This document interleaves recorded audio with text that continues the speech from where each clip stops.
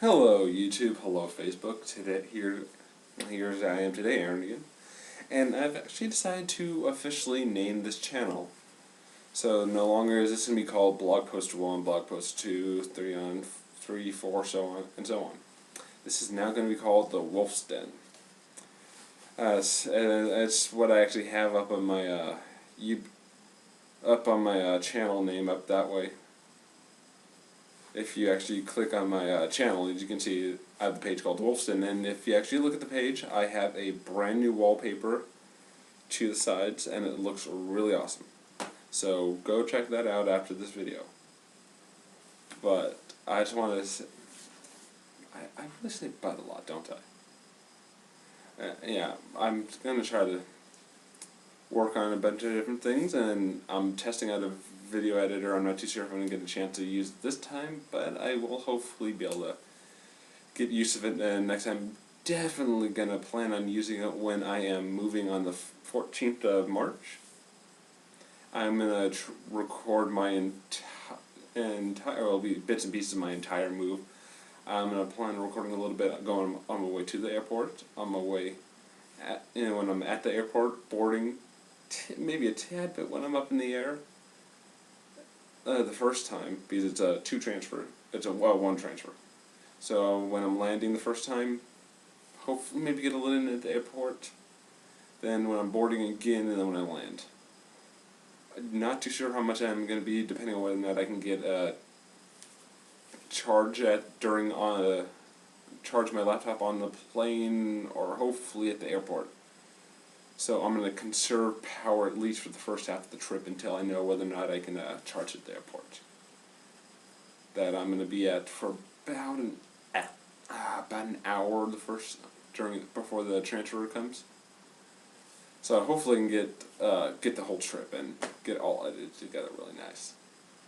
So I'm going to have to conserve my power a little bit so I can actually hopefully record the entire thing. If not, well, you're just going to be stuck with whatever I can give you. Anyways, as I said in my last one, that I'm going to try to make each episode a little bit of a theme one. I know I said last time that I was going to do an episode about furries, but I decided that I'm going to boot that to the next episode, hopefully.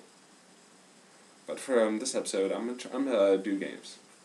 If some of you may have seen my Rift beta videos that either is going to be before or after this one.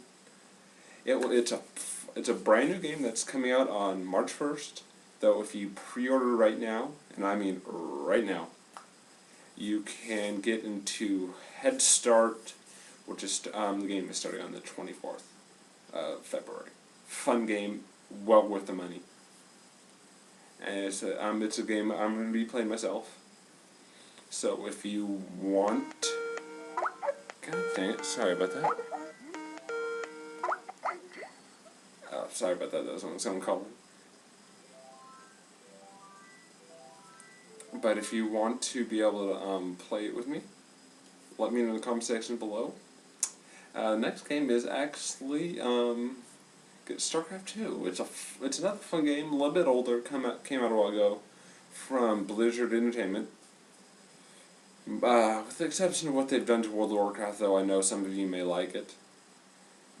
They're a fantastic company.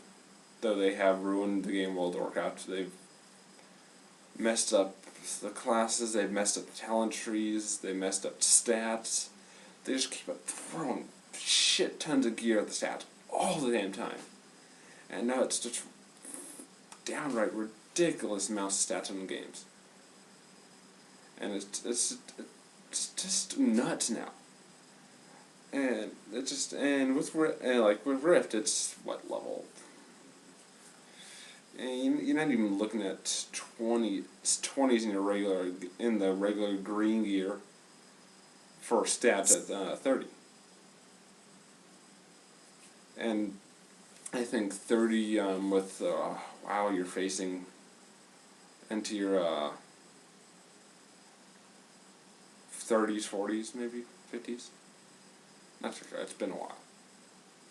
But the stats are If I'm wrong, whatever, but I remember the stats are quite a bit low in Rift. And it's not going to be throwing shit tons of stats at gear like they are in WoW. But back to StarCraft, basically it's a military style game where you're either alien race called the Protoss, your alien parasite race basically called the Zerg, or your human race called the Terran. Fantastically fun game every once in a while.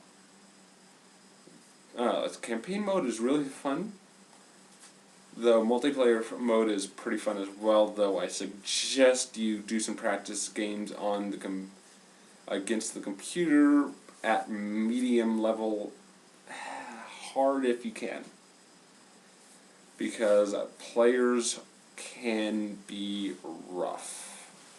They're not going to be like the computer, sending small attack forces and whatnot. They're gonna kill you. They're gonna bum rush you. That's typically the strategy. But campaign mode is fun as well. It's a great storyline, and I'm hoping for the next expansion for it to come out soon, because I want to play the next expansion.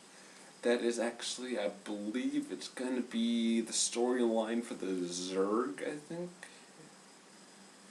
Could be the storyline for the Protoss, not too sure. But if it is the Zerg, I'm going to love to see what the storyline's going to be like, because the Queen of Blades, the Queen of the Zerg, has been, I don't know how to describe it, I don't really want to spoil it, but you're going to have to see. She gets something special that kind of happens to her. But I will include you in a bit of the storyline that is actually in other parts of it. It's not so much a spoiler. The Queen of Blades is actually Kerrigan. You will know this if you saw StarCraft 1, which I didn't, but I discovered it through playing StarCraft 2.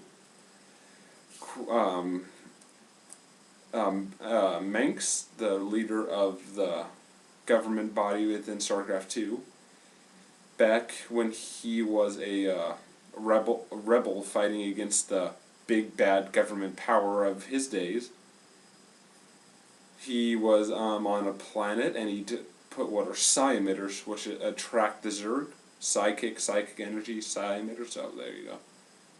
And Kerrigan was down on the planet, defeating the Zerg. She is a ghost, or which can best be described in real world as a special unit sniper.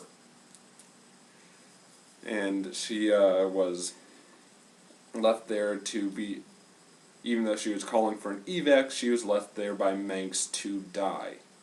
Mengsk was the one who put the psi emitters on a planet that was a civilian planet that was controlled by the government body that Mengsk was fighting against. Jim Raynor, who was actually the leader of the Raynor's rebels, who are in StarCraft 2, who you play as, was in love there. So when Mengsk left her on the planet, Jim Raynor vowed vengeance against him. And Mengsk not only murdered an entire civilian planet, yes, there was military people on there, but an entire civilian planet, simply for his own advancements. Anyways, she was not killed by the Zerg, but the Zerg took her over, and she became one of the hive mind, one of the Zerg.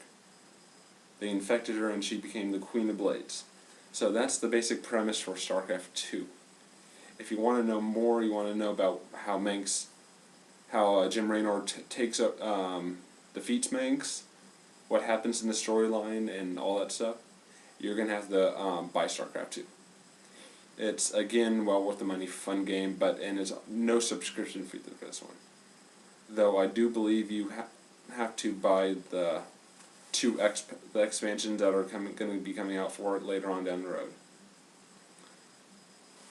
But if they're anything like the first part of the StarCraft 2 series, it is well worth the money, and I'm sure you're going to love it. If any of you have any other games for me to try, no free games, please. I've tried many free games, and they've all been crap. But if you have any actually paid games or betas that you think I may like, please put them in the comments section below. And I'll try to play as many of them as I can, though I'll only play one at a time. So first come, first serve.